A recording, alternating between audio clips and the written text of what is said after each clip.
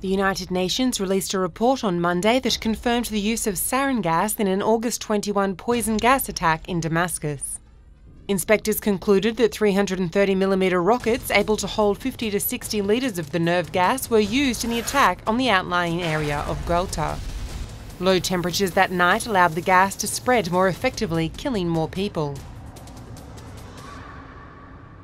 The UN also found 122mm rockets at the site.